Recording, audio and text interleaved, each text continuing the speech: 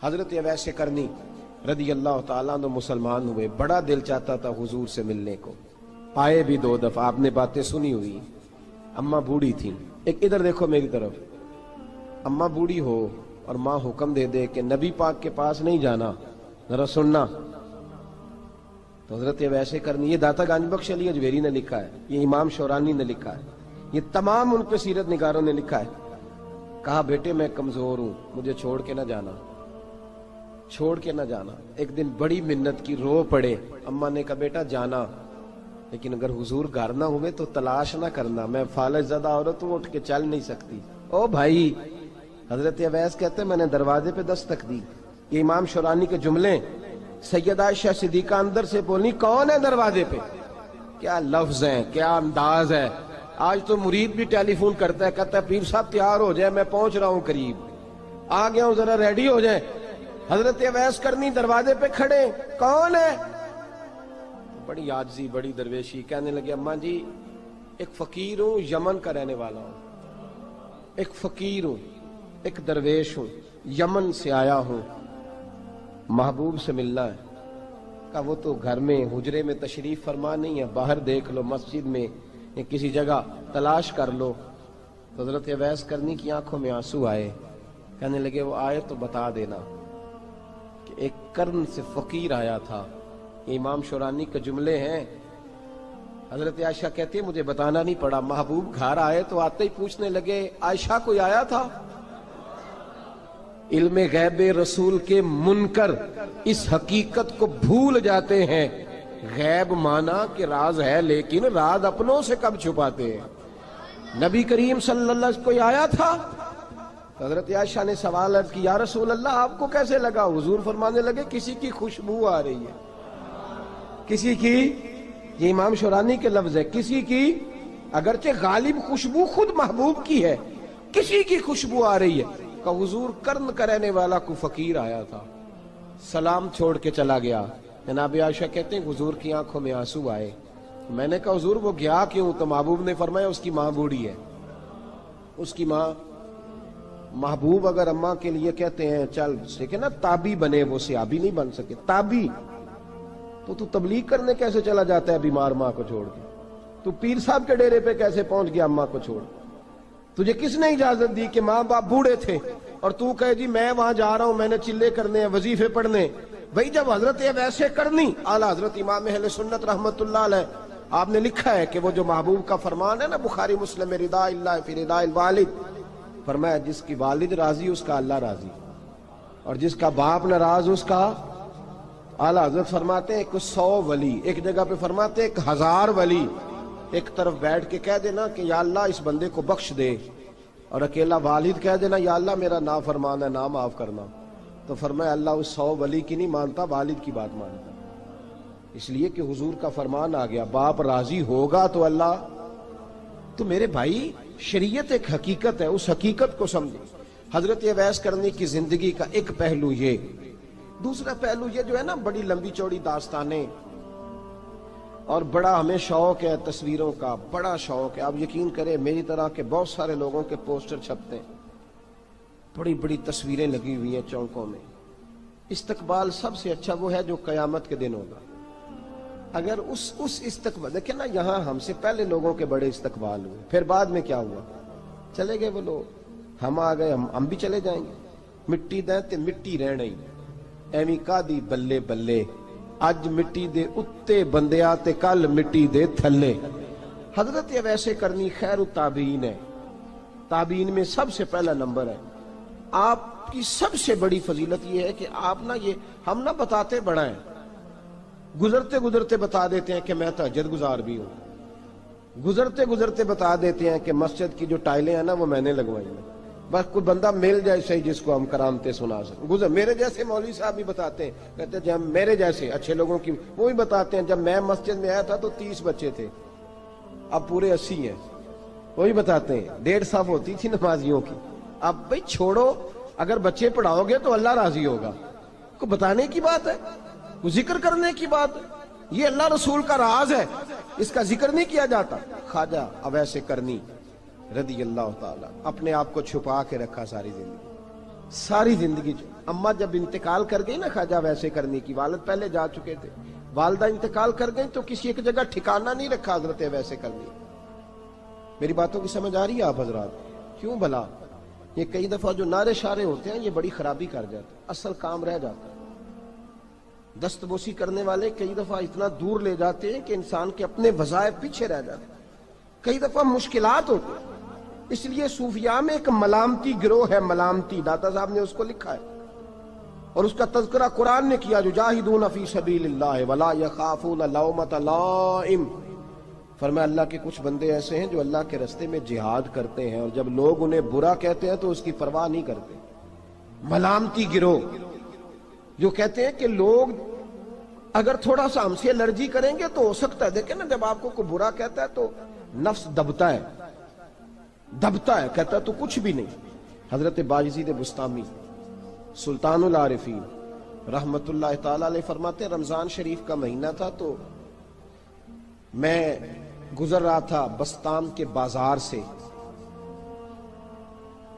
لوگ دکانوں سے اٹھ کے مجھے ملنے آنے لگے تو میرا نفس مجھے کہنے لگا باجزید اتنی شان تو آج بادشاہ کی بھی نہیں جتنی تیری ہے، میں کاروبار چھوڑ کے تو نہیں آتا۔ کہتے ہیں اسی لمحے وہ جو میری روحانی ترقی تھی وہ روک گئی، میں پریشان ہو گیا کہ میں نے لوگوں کی تعریفوں کو بڑا سمجھ لیا۔ کہتے ہیں کھجوریں تھی ریڈی، پتہ رمضان میں کھجوریں بڑی بکتی ہیں، کہتے ہیں میں آگے بڑھا، لوگ سلامیں لے رہے تھے، ایک کھجور اٹھا کے نہ کھائی نہیں، اٹھا کے نہ منہ میں رکھ لی، صرف منہ میں۔ لوگ کہنے لگے دفع کرو یہ بھی کوئی بندہ ہے جس نے روزہ ہی نہیں رکھا پیر ہو کے۔ کہتے ہیں لوگوں نے ملامت کی تو میرا نفس کچلا گیا۔ جب کوئی آپ کو برا کہتا ہے نا، پھر جو سجدے میں رونے کا مزہ آتا ہے وہ تعریف کے وقت سجدہ ہوتا ہے کبھی؟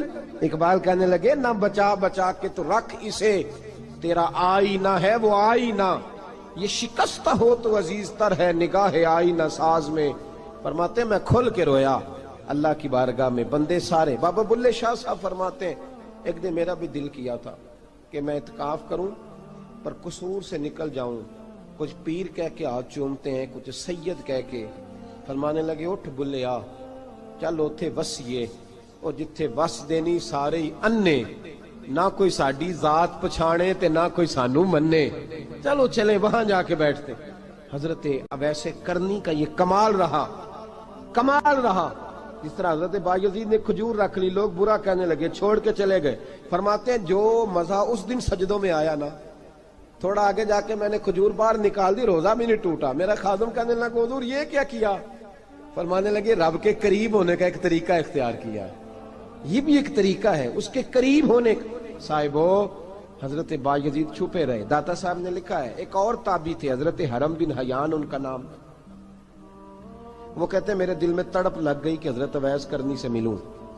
میں یمن آیا ملنے، جب ان کی والدہ کا انتقال ہوا تو ایک جگہ رہتے نہیں تھے، کبھی یمن، کبھی کوفے، کبھی کہیں۔ حضرت حرم بن حیان کہتے ہیں میں حضرت اویس کرنی کو ڈھونڈتے، توجہ ہے میری بات پر، میری طرف دیکھیں، کہتے ہیں میں نے مہینوں کا سفر کیا۔ آپ نے بھی کبھی کیا ہے مرشد ڈھونڈنے کے لیے؟ گھر بہ کے آکھی ہوندے نے کوئی کامل نہیں رہا، ساریاں دکانداریاں، بھئی تو گیا کہاں ہے؟ تو کہاں گیا ہے؟ گھر بیٹھے ہی فیصلہ کر لیا تو نے، تو کہاں نکلا ہے؟ جو نکلتے ہیں نا انہیں تو رب کریم کا قرب بھی نصیب ہو جاتا ہے۔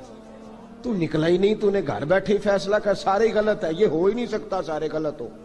اس لیے کہ صحیح بخاری میں محبوب کا فرمان موجود ہے، نبی کریم علیہ السلام نے فرمایا میری امت کبھی گمراہی پر جمع ہو ہی نہیں سکتی، تھوڑے لوگ برے ہوں گے، سارے برے ہو سکتے۔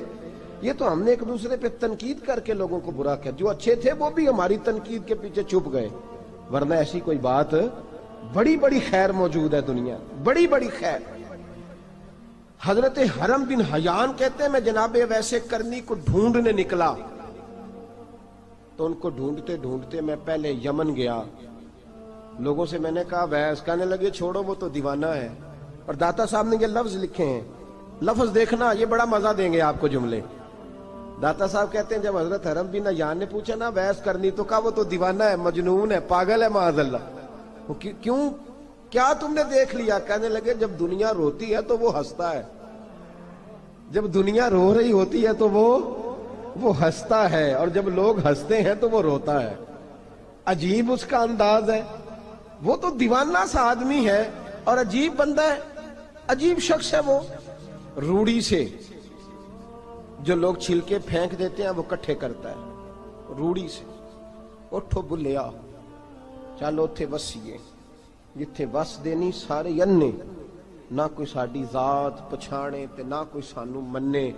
کہتے ہیں چھلکے اٹھا کے دھو کے کھا لیتا ہے.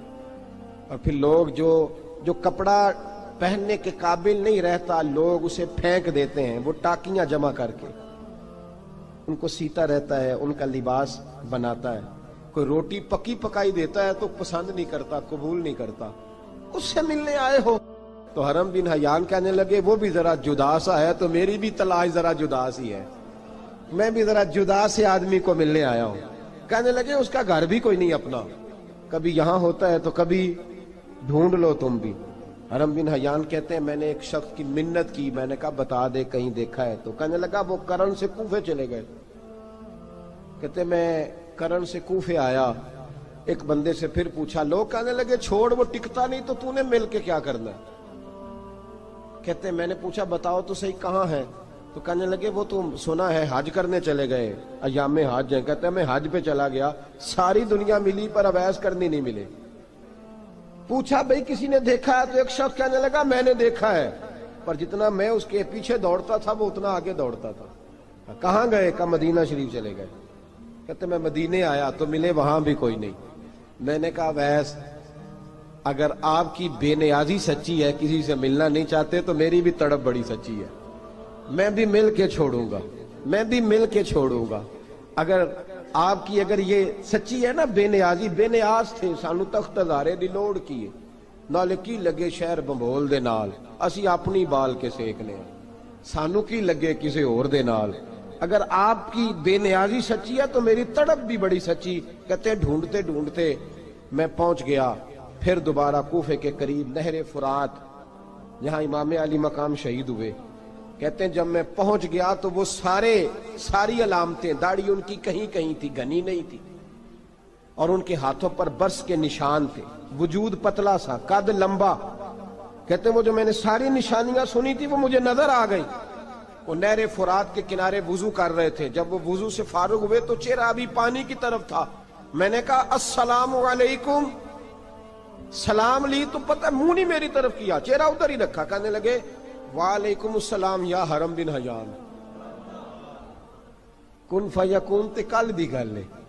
وعلیکم السلام یا حرم بن حیان. یار تو نے نہیں پیچھا چھوڑا، پہنچ ہی گئے ہو، آ ہی گئے ہو. کہتے ہیں میں نے کہا حضور آپ اویس آپ کون ہیں، آپ کون ہیں؟ تو کہنے لگے میں وہی ہوں جسے تو کئی مہینوں سے تلاش کر رہا ہے.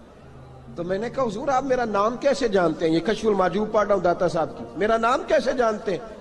تو حضرت اویس کرنی کہنے لگے عرفت روحی من روحی کا، میری روح آپ کی روح کی واقف ہے. وہ میری جو روح ہے نا، روح.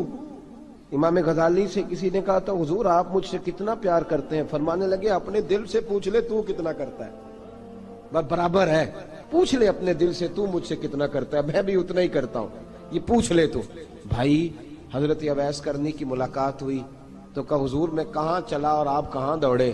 آپ فرمانے لگے یار میں چھپا ہوا ہوں تو مجھے چھپا رہنے دے، میں چھپا ہوا، میں سراپا مخزن راز تھا اور رہا تھا مدت و راز. یہ تو تیرا شوق کے دید کشاں کشاں مجھے کھینچ لایا مجاز میں. ان کی زندگی تو دیکھو کتنا شوق ہے ہمیں آگے لگنے، کتنا شوق ہے بڑھ بڑھ کے سامنے ہونے، مجھے لوگ جانے، مجھے لوگ پہچانے، کتنا شوق. لیکن وہ دوڑتے تھے لوگ ہمارے قریب نہ آئے. حضرت حرم بن حیان کہتے ہیں میں چند گھڑیاں رکا تو مجھے کہنے لگے جا یار تو کوئی کام کر اور مجھے بھی اپنا کام کرنے دے. تو میں نے کہا حضور آپ کیا کریں گے؟ فرمانے لگے گناہ بڑے لمبے ہیں، ذرا معافیاں مانگوں گا اپنے رب سے، میں اس کی بارگاہ میں استغفار کروں گا، مجھے ذرا ریت پہ سجدے کرنے دے، تو جا، مجھے شوق نہیں، تو چلا جا. حضرت حرم بن حیان کہتے ہیں میں نے کہا حضور میرے لیے دعا کر دیں. تو جناب اویس کرنی نے ہاتھ اٹھائے، کہنے لگے یا اللہ میری اور اس کی ملاقات جنت میں کرا دینا، میری اور اس کی ملاقات جنت میں کرا دینا. یعنی یہ بھی کہہ دیا کہ اب دنیا میں دوبارہ ملاقات نہیں ہوگی. کہتے ہیں میں یہ بولنے ہی لگا تھا، کہنے ہی لگا تھا کہ حضور یہاں نہیں ہوگی، تو کہنے لگے چپ کر، جب جنت کی بات جو کر دی ہے ہو گئی بات، اب اتنی دور تک تجھے کہہ دیا تو اب تو یہاں پھر دعا کی بات حضرت اویس کرنی۔ خیر التاب ایک اور بات، پیار صرف سامنے رہ کے نہیں ہوتا، بن دیکھا پیار بھی بڑا شاندار ہوتا ہے، بڑا شاندار، بڑا ہی شاندار ہوتا ہے۔ میرے محبوب نے اس کو بیان کیا، حبیب پاک سید عالم میرے حبیب رحمت علیہ السلام فرمانے لگے اپنے صحابہ سے، تم نے مجھے دیکھ کے کلمہ پڑھا، تمہیں ایک مبارک، اور جو بن دیکھے میرے نام پر جانے دیتے ہیں انہیں 7 بار مبارکباد۔ حضرت اویس کا یار دیکھیں نا، ایک معنی میں حضور نے یہ بھی بیان کیا، ابو داؤد میں موجود ہے۔ محبوب فرمانے لگے صحابہ سے، بتاؤ کامل ایمان کس کا ہے؟ کہ یا رسول اللہ نبیوں کا۔ فرمایا ان پر تو وہی آتی ہے، یہ ایک معنی میں ہے، ورنہ کامل ایمان انہی کا ہے۔ فرمایا بتاؤ کامل ایمان کس کا؟ کہ یا رسول اللہ صحابہ کا، ہمارا۔ نبی پاک نے فرمایا تم نے تو درختوں کو سجدے کرتے دیکھا ہے، ڈوبے ہوئے سورج کو واپس آتے دیکھا ہے، چاند ٹوٹتے دیکھا ہے۔ کہا حضور پھر فرشتوں کا؟ فرمایا وہ تو اللہ کے عرش کے پاس رہتے ہیں۔ کہا یا رسول اللہ ہماری پھر بس ہو گئی، آپ بتا دیں کامل ایمان کس کا ہے؟ تو محبوب نے فرمایا کامل ایمان ان کا ہے جنہوں نے مجھے دیکھا نہیں ہوگا، جنہوں نے مجھے دیکھا نہیں ہوگا، اور لفظ ہیں حدیث کے، دیکھا نہیں ہوگا پر ان کی خواہش ہوگی اگر ایک دفعہ جلوہ نظر آئے تو وہ ہر چیز قربان کرنے کو تیار ہے، ان کی یہ خواہش ہو۔ حضرت اویس کرنی نے ہمیں بتایا کہ جو بن دیکھا پیار ہے نا، بن دیکھا، جس نے دیکھا نہیں پر اس کی یاد میں تڑپتا، دیکھا نہیں پر اس کی مالا جپتا۔